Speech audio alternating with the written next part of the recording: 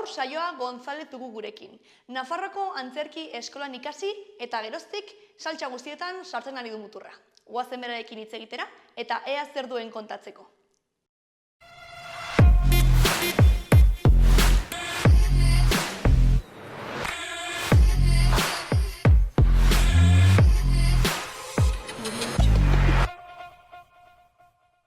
Ongi etorri saioa. Mila esker. Zer moduz? Oso ondo. Ongi? Bai. Lasai, gustora? Bai. Bai. Ez dizu ezer nerviosa jartzen, ez? Osa, kamarak eta... Ez. Lasai asko. Bai. Oituta zaude kamara horrean... Zoritxarrez ez gustatuko litzaidak gehiago ateratzea kamaretan eta baino ez. Osa, egin dut largometraien bat eta hori da bideoklipen bat, enmudo konbozekin, orduan zerbait egin dut eta orduan kamarak, bueno, ez dut inbeste beldurre ematen. Que guai, porque, bueno, aurkezu zaitez, nor zarazu edo nola kokatzen zarazu pixka bat artearen munduan edo arte esterikoen munduan? Bale, bani saioa naiz eta bueno, txikitatik gustatu izan zait antzerkiaren eta, antzerkiaren mundu hau, txikitatik hori. Esaten nuen beti gustoko izango nuela aktore ingelesa izate orain ingelesaren nahiak enduko egun. Ingelesa, que guai? Bai, esaten nuen ikusten nolako pelikulaketaz eta esaten nuen, olako aktoresa bat izatea izango zen primerakoa. Orain ja ez, orain ja jaitsi naiz horrera eta nahiago dut hemen ja.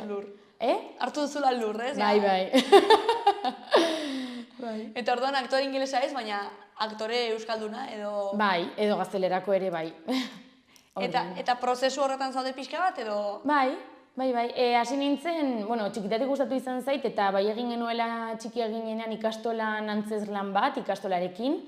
Baina, hori izan zen, pixkat eskolarako eta hor geratu zen. Baina gero bai, asartu nintzela batxiller estenikoa egiten alaitzen eta hortik aurrera jagonez antzerkia egiten nahiko urtez. Beraz, alaitzen ikasi zenuen estenikoa. Bai. Bale, ni ere? Ah, bai? Bai. Igual duela... Ba, ez nekien, zer urte batzuk, bai. Eta, ze generaziokoa izan zinen? A ber, horreitzen naizen urteetaz. Ez dakitze urtean izango zen.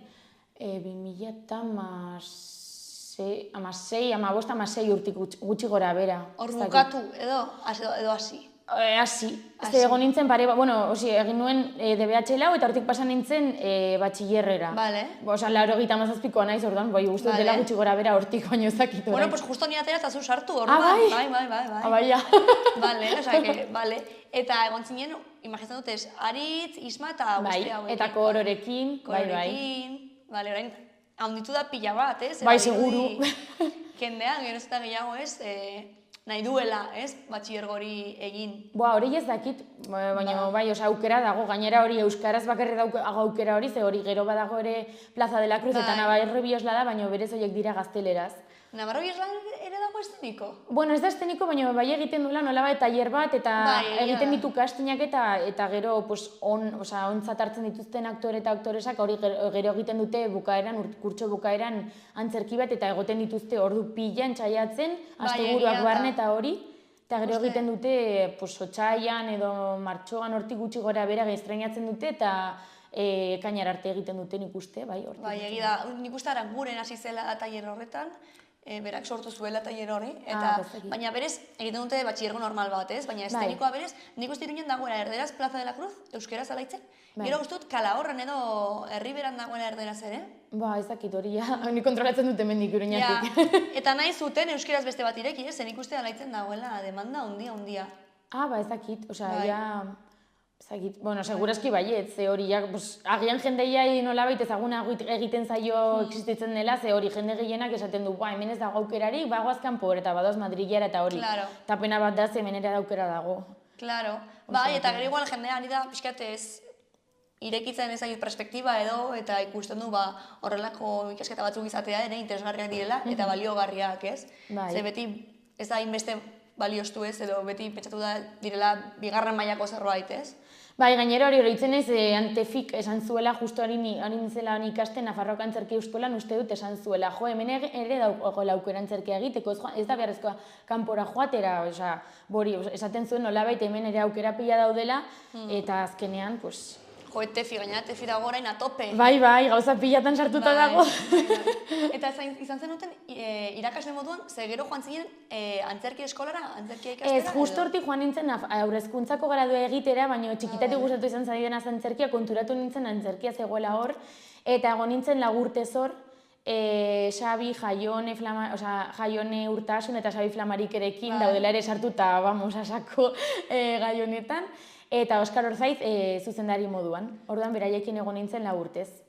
Osak, egin zenuen aurre hezkuntza gradua eta bitartean esatu zinen... Egin nuen lehenengo aurre hezkuntza eta gero Nafarroko Antzerki Eskolan. Hori izan zen ondoren, bai. Osa, lehenengo gradua eta gero... Eta komentatu diazu baita ere unibertsitate publikoan dagoela talde bat, ez? Bai, Nafarroko Antzerki, nupeko antzerkia, bai. Eta zu sartu zinen hor aurre hezkuntza ikasten zinen bitartean? Hori da. Bai, egiten da, larun batero, 11:00 biak arte, hori da ordutegia. Eta azkenean, abenduak arte badira nolabait klaseak eta gero ja urtarriletik aurrera egiten ditugu antzerkiak edo antzezlanak. Asko garen ez irizten gaituzte 3 taldetan edo, badago bat bidaiatzen duena Espainiatik, Zaragozara, bai, eta beste tokitara joaten dena, eta bitartean egiten dituzte beste bitalde, segun, urtearen arabera, baina aurreko urtean adibidez, egon nintzen inpro egiten, Carlosekin, eta Sandrak ere eman zigun klaseren bat, Carlosek ezin zuenean, baina bestenez egiten da nolabait espresio korporala edo estena motzak. Orduan horiek dira gutxi gora bera montaiak egiten direnak. Eta hori nupen? Hori da, bai. Eta orduan, 3 talde zaretenean nola egiten duzue, nola antolatzen zarete? Bidaiatzen duen antzerkiak erabakitzen du Oskarrek nork nahi duen joatea, normalean hartzen dituelako, adibidez urte bat baino gehiago, nolabait esperientzia gehiago duten pertsonak, eta gero beste bitaldetan normalean aukeratzen dugu guk zeinetan gauden eroseago dozein nahi dugun, gaiaren arabera edo ikusten dugunaren arabera, baina hori batzutan nahi dugu guztiok batean eta azkenan banatu bar gaituzte beraiek, baina normalean ez da arazorik egon, gutxi gora bera moldatu gara gure artean, así que bai. Eta nola izan zen hori, ez? Beti egon da alboan antzerkia, ikusten dituzu uztartzen direla baita ere hezkuntza eta antzerkia izan daitekela horrelako... Hombre, pues ez bai, adibidez lantzen ditugun gaiak ere zer ikusia duteira nolabait hezkuntzarekin orokorrean. Adibidez, nire 4. mailan egin genuen Alguna morkeno mate Dulce Txakonena eta nolabait lantzen da indarkeria, orduan hori emakumeen kontrako indarkeria eta gai hori ere txikitatik lantzea da oso garrantzitsua, orduan olako gaiak lantzean ikustut hezkuntzarekin bat datozela. Orduan, bai, nik uste dut zer ikusia dutela bi gauzek, badaz elkarrekin. Eta zergatik aukeratu zenuen lehenengo aurre hezkuntza ez zinen joan zuzenen antzerkia ikastera, ez? Bai, txikitatik ere gustatu izan zen nolabait irakasle izatea. Bai zalantzen negoela hor hezkuntza edo lan hezkuntza egin, azkenan egin nuen hor hezkuntza. Eta gero konturatu nintzen lanean egon nintzenean eta praktiketan kontura nintzen nahiago dela lehen hezkuntza. Bai, eske ez baduzu praktikatzen ez dakizu orduan. Bai, eta Dindaiarekin egon nintzen lanean aurrezkuntzako ikaslekin, gero ludoteketan ere Seinarzubirekin, eta ja hor konturatu nintzen nahiago dudala lehen hezkuntzakoekin lan egitea, eta horregatik nago aurten ere eta aurreko urtean hasi nintzela lehen hezkuntza ikasten. Lehen hezkuntza, izan zen aurre hezkuntza, Nafarroko Antzerki Eskola eta orain lehen hezkuntza. Bai, pizket gautiko batera bai nagoela lan egiten, hori, ematen dut Dindaiarekin antzerkia, hainbat ikastoletan, eta gero aldu da honetan beti nago antzerkia egiten, orain nago La Maleta egiten Inigo Iker Kolomorekin eta orain Ilunber sartu dela, ze hori gurekin lan egiten zuen batek ezin zuen, utzi bere izan zuen eta sartu zen Ilunber bere partez. Gero nuperan nago hori Bikingoak edo Aste Beltza edo gero bukaeran antzerki bat egiten. Ordan hori aldu danetan sartzen naiz horretan. Sartxe guztietan. Guazen pixkat banan jorratzera gai guztiak. Adibidez, La Maleta esan duzu, hau da Inigo Abilak zuzentzen ari den obra bat, ez? Errefuxiatuen kontu eta jorratzen duena. Bera dago zuzendari moduan eta zaudete 3 aktoresa, ez? Hori da. Bai, ipuin batean oinarritu zen eta gero moldatu zuen testua nolabait antzerki bat bihurtu arte eta haren gaude 3 aktore moduan. Ilunber, Iker Kolomo ez, eta zu. Hori da.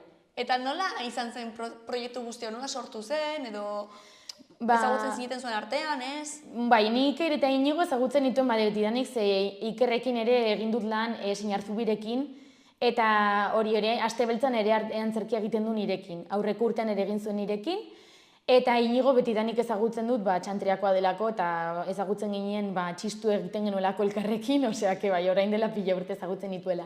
Eta ilunber ezagutu nuen Nafarroako Antzerki Eskolan uste dut ikusi nolakoa bera antzerlan batean aktore bezala lan egiten, eta uste dut hori izan zela lehenengo eguna berarekin nolabait hori ezagutu nuela. Eta gero esan zutenean falta zela eta berari esateko, esan nion, bale, primeran esanik ere ezagutzen dut, hasi arazorik gabe. Que guai. Eta hau izan da zure lehenengo proiektu hola ezagite, esan ezagun profesionala edo profesionala izan nahi duen proiektua, edo? Bueno, bere dago Maria Saguesekin ere Nafarroako Antzerki Eskolan minoritarioz deitzen da, beste nolabait antzerki, moduk ez da antzerkia, baina bueno, horretan nolabait instrumentu gutxituak nolabait indarberritu nahi ditugu, eta etortzen dira eskola batzuk ikustera, eta egiten ditugu normalean 2 pase gazteleraz eta bat euskeraz. Euskeraz gaude Iratita biok, eta gazteleraz daude Alicia eta Pablo. Orduan nori. Eta instrumentos, eta zer diozu, instrumentu musikalak? Bai. Edo, bale? Bai, instrumentu gutxitok esaten dut zen, bari agian instrumentuak ez hain nolabait, ez dakit nola esan, hain famatuak ez direnak, edo beti daude pianoa dela super famatua, eta baino gero agian dago klabea, agian ez dela infamatua, eta orduan nolabait da ikasleek instrumentu hauek ezagutzeko beste aukera bat edo beste modu bat. Eta hori egiten duzu antzerki baten bitartez? Bai, hori da. Bueno, oso motza da, baina bai. Eta nola, Bueno, claro, antzerkiaren bitartez eta gero musikarien bitartez justo badaude kontserbatorioko musikariak ere parte hartzen dute honetan. Ah, bale. Ze interesgarria, kontatu pixka bat gehiago, nola sortatzen da hori? Mariak esan zigun orain dela urte pila, justu izan zen COVID-aren garaian, eta egin behar zuten parte Ibanek eta Iratik. Ibanek azkenean izan zuen, eta behar zuten beste bat, eta azkenean aldnuen ni, eta entxaiatu genuen nolabait bori. Da, elkarrizketa Irati eta Bion artean, eta ni ez nagoenean egiten dut nolabait 2 pertsonai, bata kontserbatorioko errezepzionista bezala edo, eta bera joate egiten du nolabait musikariak behar dituela, bere festa baterako, baina ez dituzte eskuetan, eta joan kontserbatoriora norbaiten bila, esaten diote horrela nolabait, eta badoarra, eta azkenan konturatzen da kontserbatorioko musikariak gehiago nahi dituela, berez profesionalak ziren musikariak baino. Bale. Orduan, pixka bat da hori historio. Bale. Eta, karo, erabiltzen duzu hori, gero, erakargaria egiteko edo instrumentu hauek erakargariak egiteko ikaslegoarentzat, ez? Horrein, nahikotxo geratzen dira horrelako proiektuak, ez? Nahazten dituztela hezkuntza aldetik txapa bat eman ordez, ez? Bai, egia da, nahazten dituzte horrelako arte ezberdinekin, ez? Erakargarriak... Bai, azkenan ikustu dela bisualagoa, orduan, bai. Erakargarriagoa beraientzat, bai. Eta zein nolako fruituak ematen dituzte horrelako elkarteratzeak aurrekin? Bueno, azkenean hori dantzerki bat, eta gero bai bukaeran daudela beraiek motivatuak, gurekin dantzatzen, ze azkeneko momentua da denak instrumentua jotzen, gu dantzatzen, eta badaudenak motivatuak dena, benga, esaten da Irati, benga aurrera, benga denak dantzatzera. Osa, bukatzen du pixkat horrela historia. Eta nik uste nahiko pozik ateratzen direla, baina hori zoritxarrez ez dugu beraiekin hitz egiten da hori ikusten dute, gordetzen dute beraientzat, eta gero ez dakigu ezer beraietaz. Ez dakizu motibatzen diren gero klabea eta jotzera edo ez? Ez dakigu ezer. Agen gehiago daki Mariaku baino. Claro. Baina, bueno. Interesgarria. Eta zenolako urteak izan ziren Nafarroako Antzerki Eskolako urte horiek? Horretan ikasi nuen oso primeran, bai. Osa, ikasi nuen pila, gorputzakin eta dena, asko landu nuen, ikasi nituen gauza pila, eta gero izan genituen ere tailer pila, klaun eta olako tailerrak ere Nafarroako Antzerki Eskolan klasean gauden bitartean. Orduan, hori eta 3. urtea bai zirela gehiago muntaiak, eta Eguberrietako muntaia, Kurtxubukerako muntaia, eta hori. Gomendatuko zenuke? Bai, ze azkenean asko ikasi nuen, baina, bueno, orain ez dakit nola joango den Nafarroako Antzerki Eskola, ze orientu ditu gauza batzuk, justu joango dela eskola. Diozu ez dituzelako Nafarroko Gobernuko diru laguntzak?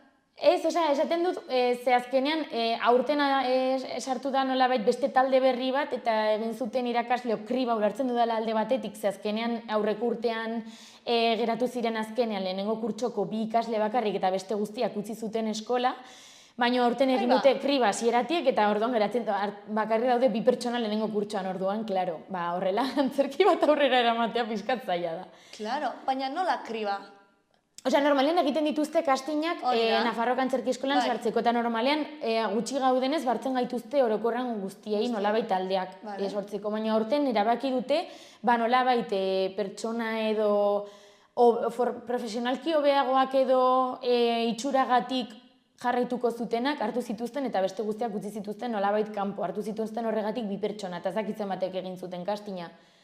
Baina hori, orduan, ez dakit... Eta hori gertatu zen aurrek urtean... Osea, aurten. Eta duela 2 urte jende asko gutxi zuelako... Bai, eske ere badago jende pila nahiago duela agian, sartzen da ona probatzeagatik edo eta agian lanagatik eta utzi behar izan du, edo nahiago du Bartzelonara edo Madrilera joatea, hor aukera edo nolabait profesionalago ateraldi eralako formatuta, eta orduan nahiago dute ustea eta... Hori, orduan badago jende pila, Usten duela erretizka eta, hori, baita Nafarroako Antzerki Eskolarako imagintzut dela nahiko zaila, gero gara eramatea kurtsoa. Doso, ez nekien, bale. Bai, eski badago. Asuntoa... Bai, zaila dago. Bai, orduan, ez dakit. Eta, hori ere lehen, esan zidaten ere lagun batzuk, lehen egiten zutela, frogatzen dut zuten denetarik makillajea, arropa aldatzea, eta, diruagatik eta, ja ezin dituzta hainbeste tailer eta hainbeste gauza egin, eta geroz eta gutxiago irabazten ari dutenez, nolabait klaseak zentratuak daude gauza berdinetan, ez gauza berdinetan, baina ez dago, adibidez gu jantzi gintza eta olako gauzak ez genituen landu inoiz, eta makillaje eta ez da. Orduan, klaro, agian hori nolabait da erakargarriagoa, ze agian badago norbait, joan nahi duela antzerkia egitera, baina ere beste gauza batzuk frogatzera, eta ez dago aukera hori. Claro, bai, eski egia da Nafarroako Antzerki Eskolak egin duela nahiko sakrifizio handia, ze lehen zeukan diru laguntza nahiko txo bat, ez? Nafarroako gobernutik, baina azkenean eman zioten ultimatum bat, ez? Horregatik. Edo hor zeudenak hartzen zuten horren guztia, ez? Baina diru laguntzarik gabe, eta horrela ematen zuten, edo bestela, ospagi behar izan zuten, ez? Bai, horregatik. Orduan... Hauza zailak uzi dizkiete, eta orduan ari dira moldatzen alduten bezala. Alduten bezala, ja. Baina, bueno. Eta zuze uste duzu, hobeki dela kanpora ateratzea ikastera, edo hemen geratzea, edo depende? Pues a ber, nik ere, izan dudan esperientziagatik, nik ere pila ikasi dut, eta gainera, gero sartu berri nintzenean nupean Nafarroako Antzerki Eskola ondoren, esan zidaten ere nabaritzen zela pila bat, hortik nentorrela, ze hori, fisikoki eta bai, nolabait, ikusi zutela nolabait garapena eta orduan, nik ere sentitzen nuen horrela, hitz egin nuen irakasle batzueketan esaten nio, nik orain bai ikusten dela nire burua hobeto, bai nabaritu dudala, gauza pila ikasten ari naizela, eta mugitzeko moduak eta desberdinak daudela, eta ez dagoela beti aukera bat, aukera pila daudela mugitzeko, eta ez badizute agian begiak edo irekitzen gauza desberdinak frobatuz, ez zarela konturatzen. Orduan, bai, nik uste dut hemen dagoela aukera paregabea. Eta gero ja gehiago formatu nahi bazara, gainera hori badaude niago naiz Nafarroako Antzerki Eskola, baina ere dago butaka. Bai, horren daude eskola pila. Badaude aukera pila. Bai, gainera, aurrekoan baitaren kertzatu nuen ezagit nor, eta esan zuen orain dagoela ere eskola bat zineman espezializatua zehazki. Hori ezagutzen. Dirudi daudela. Ni ezagutzen gehiago antzerki mundua. Claro. Baina, bueno. Claro. Eta zuri adibidez zinemata, ezagit, intriga edo kuriositatea pizten dizu? Bai, pila. Antzerkia pila gustatzen zait, baina ere baditu nolabait bere gauza txarrak, ze hori da dena zuzenean, okertzen bazara ezin da moztu, geratu zara txuri, olako gauzak ere, eta bai, egia da momentuan, adibidez publikoa dela bai nola biziagoa, eta ikusten dituzu txaloak momentuan, eta baino zinean egin aldituzu, nahi dituzu mozketak, ez duzu hainbeste testu gogoratu behar, ze egin aldituzu, agian egun batean ikasten dituzu biestena, eta ja. Orduan, modu horretan, zinema deitzen dit, nolabait, atentzioa. Baina, bueno, ere egon naiz gauzaren bat egiten, eta egia da, agian gauza baterako ematen dituzula ordu pila hor. Baina, bueno, ezakit, Claro, ditu bere gauza txarrak, ez? Bai, hori da. Esan duzu laburmetraiak eta egin dituzula?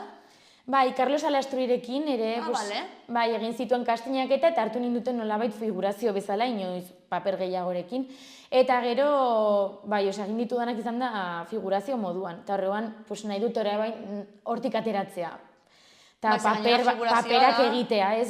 Figurazioa bezala azkenan zaude hor, ekstra bezala, eta gainera batzutan ez aizu ez da ikusten. Eta orduan hori. Eta gainera direla ordu pila bat, eta azkenean ere, ez duzu horrelako motivaziorik ez zure papera azkenean hain txikia da edo ez duzula horrelako garapenik ez edo. Hori da, bai. Eta gero hori, El Mudo con Voz deitzen da, dela hori nire anaiaren lagun batek, behar zuen pertsona bideoklip baterako, eta jakin berak zakienez niri gustatzen zitzai dela eta, esan zidan, eta egin nuen. Eta horrela ere, Julen Etxaurirekin ere, zegoela bere gradua egiten, hori, audiovisualak eta behar zuten beste aktoresa bat, eta esan zidaten niri, eta ere, aurrera. Ni aldudanetan beti sortzen naiz hor. Ikusten zaitut, eta gainera, azkenen nola partekatzen duzu guztia, joi bezala hartzen duzu oraintxe bertan antzerkia, eta zure lana nahiko zenuke izatea hezkuntza. Bueno, egia da lan bezala gustatuko litzaidake aktore bezala lan egitea, edo antzerkiarekin zerikusia duen zerbait izatea, baina egia da mundu hau dela pixkat zaila. Orduan, hori Jaion eta Xabi badute orain neska bat ditzen dena Lorea, eta orduan hori beti daude, biak egin behar dute antzerkia ez dakit non, eta joan behar dira beti toki batetik bestera, orduan ja zaila, ze hori hemen zoritxarrez ez dago aukera asko.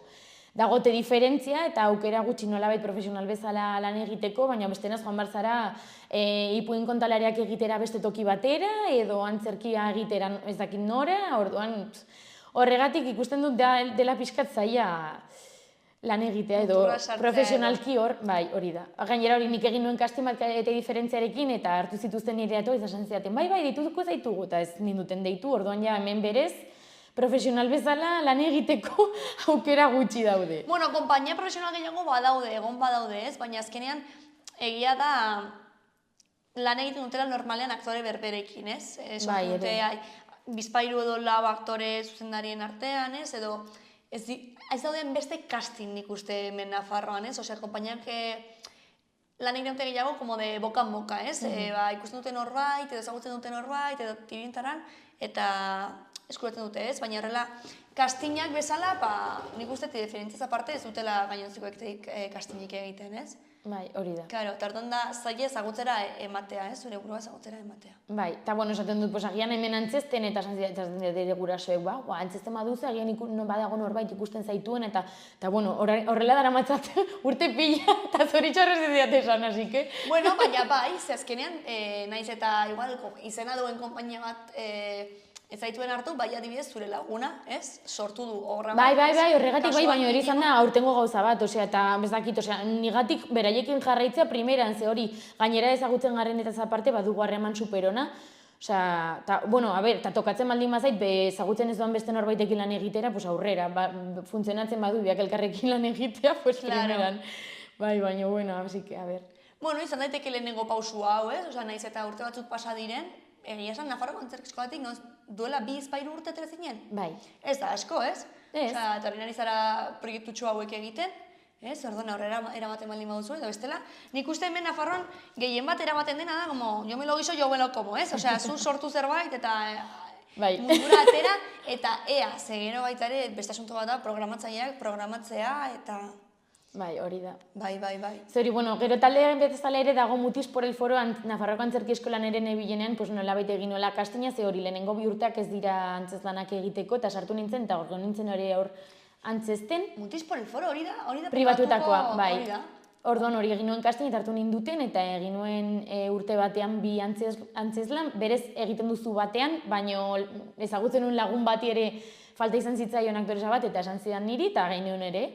Baina, bueno. Pentsatzen nuen bakarrik zela ikasleentzat nupen bezala? Ez, hor bai dela kastinagatik, baina hori da urteko antzerki bat, egiten dituzte hori nola baita hasieran jokoak eta gero zentratzen da askoz muntaian eta gero kurtso bukaeran egiten da, baina hori. Eta bai entzun dudala hori ere mugitzen dela Madrilera uste dute joan zirela urte batez edo, eta esaten du, agian hori ere aukerak ematen ditu, baina, ez dakit.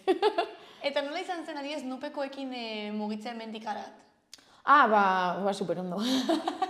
Egon nintzen pare bat urtez bidaiatzen zuen antzerkian, beste 2 urteetan nahiago nuen hemen geratzea ikasketak eta dela, nerio. Eta joaten ginen, hori bai, faltatu behar zinen nahiko klasetara, ze agian joaten zinen aste bat edo bi aste, ze egiten zenuen adibidez Orense, eta gero bi egunetara joaten zinen, pues ezakit orain, ez nahi zaur goratzen, baina Zaragozara edo, orduan nolabait zen bidai luzea, ze joaten zinen erarte, eta itzultzera arte, eta gero hori muntatzea, egitean zerkia, gero gorde, gero pasagaua hor, bukatzen baduzu berandu edo. Orduan, izan zela, baina superondo, tokatu zitzaigun nahiko tokitara joatea, eta superpozik taldearekin, eta dena, así que...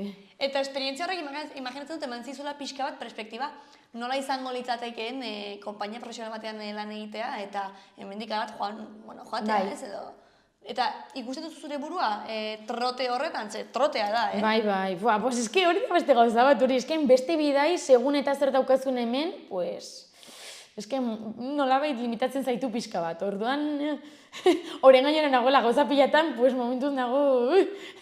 Gustatu behar zaizu, ez? Eta gainera izan behar duzu hori bidaiatzea gustoko, eta baitaren nik uste lo egin izatea edo non, ez?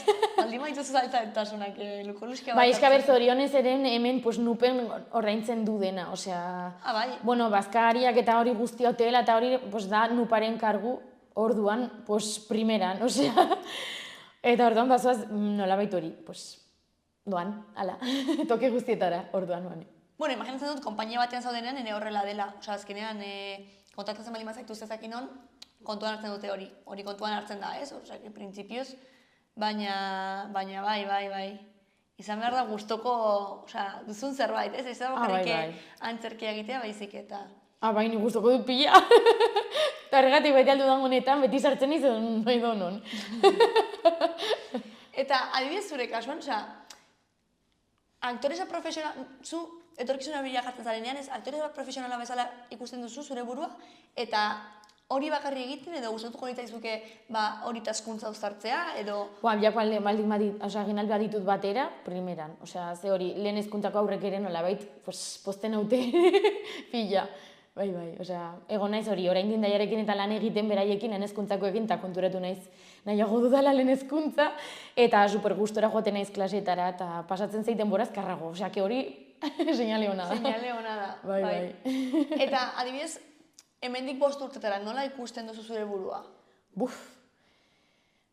Pues nik uste, oposaketak egiten hori bai, eta... Bai, egingo dituzu oposaketak. Bai, osea, egin nituen bere urtean aurrezkuntza, baina ikasi gaben egoenez, gauza pila nituenez, geratu nintzen zerrendetan oso gaizki, eta orduan bitartean egonez beste gauza batzuk egiten, baina, ez banaute hartzen, ere badaukat pentsatua Servicio Navarro de Empleon sartzea, eta hori daude hor aukerak, nolabait lan egiteko, eta ez badago momentu horretan ez zer, nire ditzen hauena, tokatzen baldin mazai lan egitea denda batean, aurrera, ja izango dut aukera. Orduan hori ikusten du nire buru, oraindik ez dakitze, baina hori joango naiz ikusten, aber aukerak dauden, lan egiteko bi gauzetan, edo hirutan, edo ez dakit. Eta hemendik kanpo ikusten duzu zure burua atzerrian, edo? Ez. Ni hemen bizinez gustora. Bai? Bai. Osea, Iruña gainera da hiri txiki bat, eta dena daukagu hurbil. Osea, gainera dagoi naturaz inguratuta eta hori pila gustatzen zait. Eta aukera pila daude gauzagak egiteko, hori dindaiarekin lan egiteko, edo Seinarzubirekin, edo lehen hezkuntza albadut, edo Servicio Navarro de Empleo, edo, dementetan behar bada dendetan, tokatzen den tokian, baina hemen bizi naiz oso ondo. Bai, Ez zenuk inoz planteatuko kanpora joatea? Agian denboraldi bat, baina Espainiatik ikuste kanpoan, ez adibidez, Inglaterrara edo ni bakarrik hori... Zora ingelesa izatera? Bai, baina ideia hori ingelesa jainbeste urteren ondorioz tirria hartzen ari diot hizkuntza horri. Bai, bebiatera dut eta horrekin primeran nago ja. Bueno. Bai. Ados, pues ya está. Eta adibidez, antzerkiaz aparte, zinemaz duzu nahiko zenukela, pixka frogatu eta, baina adibidez, dantza, musika eta horrelakoak, baituzu ere... Musika nik betidanik, egin nuen txistu txikitatik bukatu non arte, eta bibolinare hasi nuen jotzen, baina utzi bari zona hon horreko urtean, zehazkenan banituen gauza pila. Bibolina da super zaila. Bai. Zenbat urte pasatzen nuen bibolina jotzen? 6 urte. Bai. Ni ere, 6 urte. Bai. Eta ongi jotzen zenuen? Eske nire lehenengo irakaslea ezen irakasle ona, eta motivatu beharrean, pues, nola tratu txarra izan genuen, bueno, gauza, movida bat izan genuen hor, eta azkenan lortu nire irakasle zaldatzea, eta bigarren irakaslearekin primeran, baina azkenan hori ez nuen entzaiatzen, ze banagoen sartuta gauza piletan, eta orduan, pues... Eta gainera, hori, aurten zen, bai edo bai, egin zen, derrigorrezkoa zen orkesta egitea, eta justo egiten zuen orkesta, kointziditzen zuen gauza batekin, orduan ja utzi behar izan nuen, zen nahiago nuen... Nola egiten zenuen, Bebolina? Joaquin Maia. Joaquin Maia, bai. Bai, eta bueno, torri zaite ere txistuat, ematen dituelako ere txistu klaseak. Ematen dituzu txistu klaseak orain? Dindaian ematen nuen, bueno, horten ez datera, baina horrekurtean egon nintzen, jason ematen txistu. Bai, egon naiz mugitzen pixka bat, hori. Jasotik, hegoalde, Amaiur, tokatzen den tokian. Eta zu ez duzu inoiz pentsatu zure gauza propio bat sortzea? Hori ez... Pentsatut askotan, baina gero pentsatzen hasten ez, eta da, zaila, nola moldatzen duzun dena, nondik atera duzun baliabideak, orduan ez dakit, pentsatut askotan, baina ez dakit. Horenik da, hor buruan daukadan gauza bat, baina... Ze gai edo gustatuko litzazuke jorratzea pixka bat? Gai pila. Gai pila. Osea, gaiak badaude. Bai, indarkeria, birziklapena, kambio klimatiko nola esaten da. Aldaketa klimatikoa. Aldaketa klimatikoa, ez dakit, LGTBI+, osea, gai pila. Osea, dira, ni unkitzen hauten, gerra orain azan gertatzen denarekin eta dena, kristona, iruditzen zait, orduan. Zure ustez, artea izan behar da gizartearekiko konprometitua? Osea, izan behar du konpromesu... Bai, azkenan artearekin plazaratzen dira gai pila. Osea, nik egin nituen adibidez espresio korporalekin hainbat antzeslan eta landu dute elikagaien kontua eta hitz egiten zuten anorexiari buruz eta olako bulimiari buruz, zen olako arazoak zeuden, sexo, drogas, rock and roll ere egin genuen beste antzeslan bat eta... Hori zen, hori Jaion eta Isabirekin. Hori da, montai horretan egon nintzen beraiekin. Eta hor, lantzen dituzten nolabaitze arazoak dituen ez dela dena polita. Orduan, bai, beti nolabait ateratzen dut antzerkiekin edo dantzaren bidez eta ateratzen direla landu edo arazoak eta plazaratzen dituzte nolabait publikoari begiak irekitzeko eta kontzientziatzeko, ez? Horrela, nik uste dut, dela aukera paregabean mendik urte batzuetara hori buruz gogoeta egiteko eta aldatzeko mundua. Uste dut, baina ezagita behan ere. Eta artea gizartearekiko konpromesu bat gabe, onartzen duzu edo... Bai ere, bai.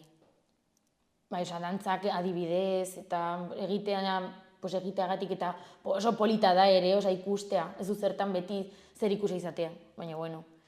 Albado, hobeto horrela egiten dituzu bi gauzak batera, gauza polita izatea eta gainera kontzientziatea jendeari eta bai, baina bueno. Zuri nola harrapatu zizun antzerkiak, zergatik ikusi zenuen, izan zen momenturen bat, ikusi zenuen esan zenuen, ni hau egin nahi dut honengatik, edo izan zen... Ez dakizte, txikitateko gauza bat da, baina nik uste dut izan dela filmak eta ikustearen ondorioz, ikusten dituzula gaur egun jende pila da direla famatuak eta alfombra gorria eta, gainera, ere irabazten dutela nahiko ondo, ekonomikoki, famatuak direla, ezagutzen duela, hori ere dituela bere gauza txarrak. Ze ezin zara bidaietara joan lasai, beti badago norbait hor sinadura bat eskatzen eta orduan horregatik esaten dut. Saiatzen iz ere beren postuan jartzen eta naiz eta batzuetan famatu batzuekin egon esaten dut, saioa pertsona bat da, utzi behar diozu bizitzen lasai. Zara nahiko fan, norbaiten fan, zara? Bueno, fan, aurten urte hauetan ez, lehen bai nuela, nolabait aktoresa batzuk nituela hor, Bai. El estrellato. Nortzuk. Maguatxan adibidez, gainera aktoresa bezala gustatzen zitzaidan pila eta gainera fizikoketan gustatzen zait pila, orduan adibidez, ezakit, eta amor platonikoak izan dituen ere bere jaraia, baina, jazta. Vale. Eta adibidez, famatu izatearena gustatuko litzaizuke, noiz bait? Bai, azkenean ere badituz aukera gehiago, ez? Ze azkenean famak deitzen du fama, osea, azkenean aukera gehiago dituzu famatua izatean, famatuaz bazara. Ze agian esaten zu, adibidez, Belen Rueda, pues Belen Rueda hartu dute, vamos, filma piletan, ze famatua denez, esaten dute, Belen Rueda, bai, katxea daukala ia, pues ala, nirere eta ja... Gai izenak saltzen du, Claro, eski horrela funtzionatzen du mundua. Orduan. Eta nahigoko zenuke adibidez, famatua izatea eta fama horrek paper gehiago edo, aukera gehiago ematea profesionalki, nahiz eta zure pribatasuna, segurazki, bertan bera geldituko den? Osea, zen nahiago guzu, pribatasun hori mantendu edo bestea? Pues ez dakit hor zer esan, ze hori pribatutasuna daukat adibidez, baina hori antzesle bezala agian ez daukat hainbeste aukera, esaten dugunagatik, osea ez ditut hainbeste aukera, ze hori kastin pilatan esan didatez zetz, eta segurazki nago famatua bai izango banintz, izango nita aukera pila, eta nire bizitza izango zela hor publikoa ere. Eta hori, eski agian ere periodismoan eta ere batzutan uste dut, utzi ezu bakean, ez? Osa, badaude bidaiatzen nahi dutelako eta hor zaude paparazzi moduan argazkiak ateratzen, utzi ezu bere intimitatea bere, ezagit. Osa, haulako gozak nire ere jartzen hote pixka turduri eta amorruz beteri, baina bueno, horrela funtzionatzen du. Eta adibidez, Emma Watson ikusiko bazenu oraintxe bertan, hemen ateratzera joan, ez platotik? Pues eske hori da gauza, baina eske nigo nintzen barrutik, horrela baino esango nuke ez, osea, utzi jozu, agian dago hemendik paseatzen sin más, eta ez du zertan aguantatu behar hemen fan guztiak, osea, etorri da relaxatzera adibidez, eta hasieran pentsatzen ikusten nuen norbait guztoko unan api eta joaten nintzen argazki bando seke, baina horrein zaten osea, ez, utzi jozu. Eta orduan horregatik, saiatzen naiz uzten. Bai, bale.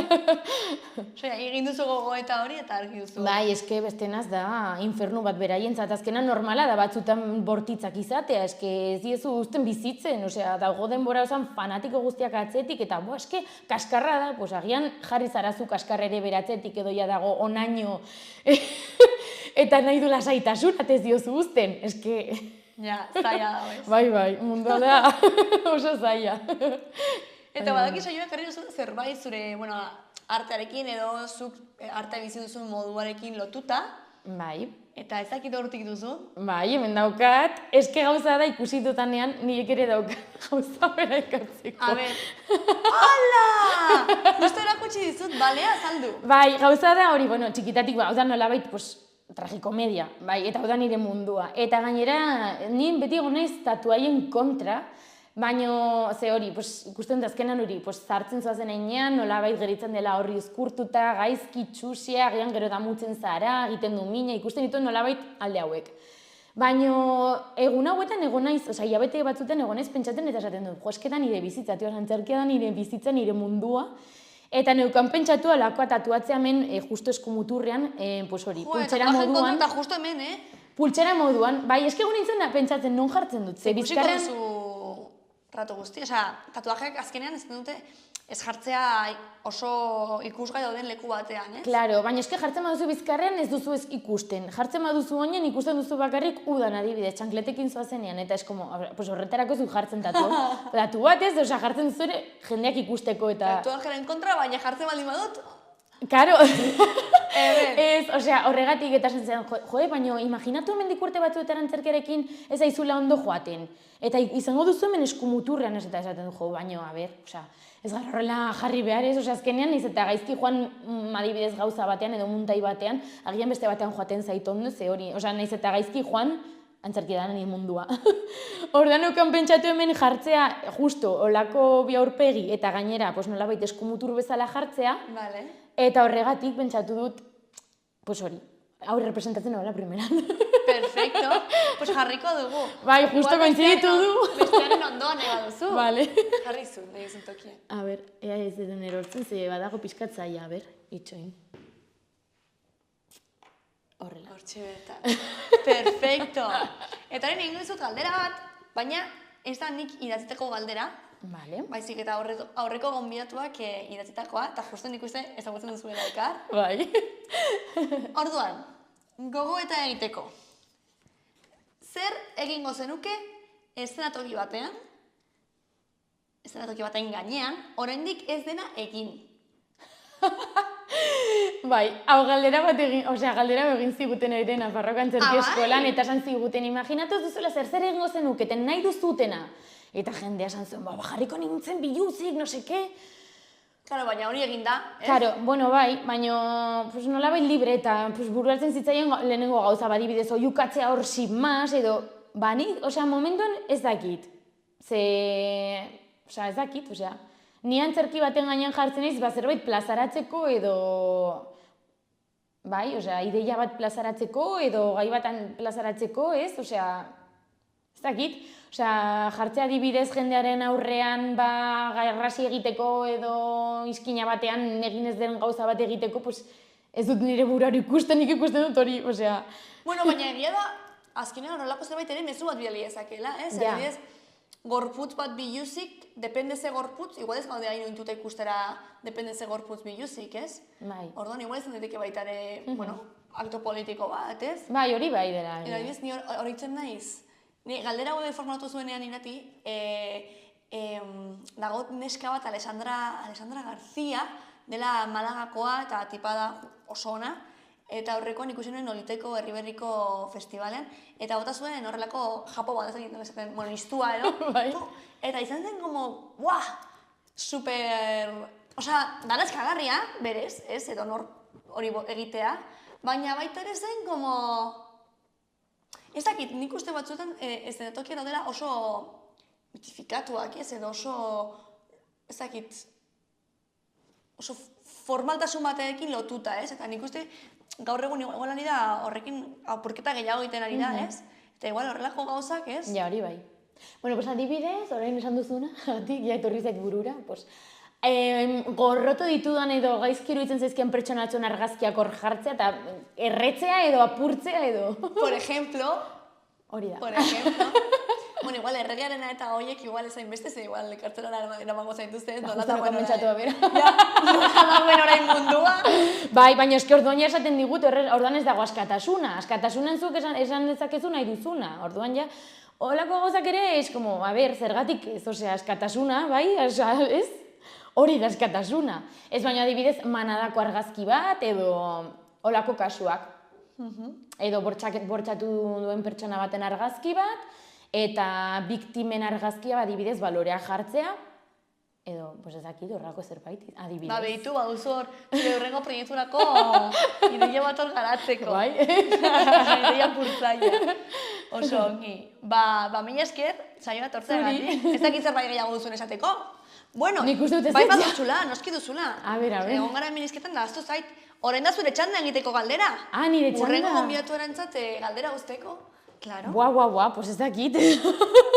Begira, ezabatzekoa eta klariona. Vale, a veces buratzen zaidan, así bote pronto. Así bote pronto. Horrela, ateratzen dira ideia bikainak baita ere. Gehiagik pentsatu gabe. Izan daiteke, nahi duzun honekin lotuta, ez du zertan izan behar artearekin lotuta, izan daiteke, nahi duzuna.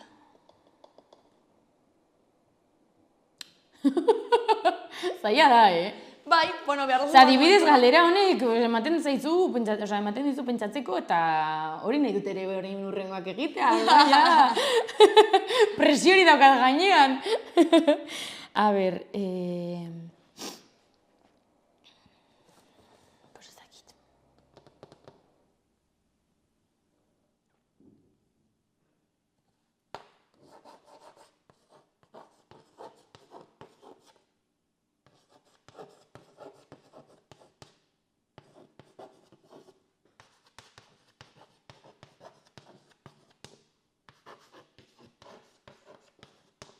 Adibidez. Perfecto.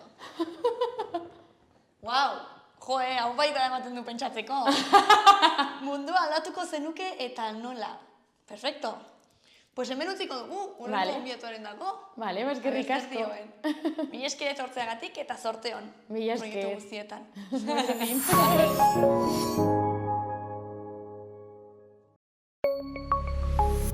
Gobierno de Navarra. Nafarroako gobernua.